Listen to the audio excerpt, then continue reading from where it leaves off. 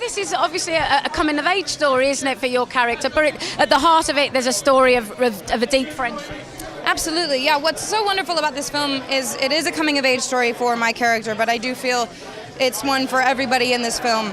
It's, a story of friendship and realization, and it deals with loss and heartbreak and struggle and confusion and growing up, feeling misunderstood and unseen. There is so much, there's so many layers, and there's so much going on in this film. So it was wonderful to be able to play to all of that. It's a physical role, obviously, for you. Can you tell us a little bit more about the pre-production and the training that you had to undergo?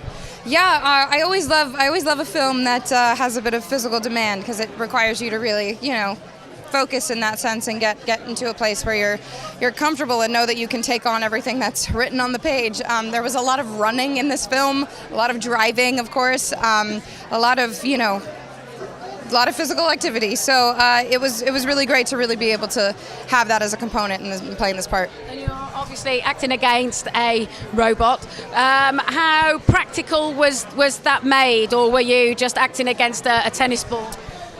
Well, there were a couple different versions of Bumblebee in real life. One being a tennis ball on a stick, which wasn't ideal, but we got used to it. We became friends over time.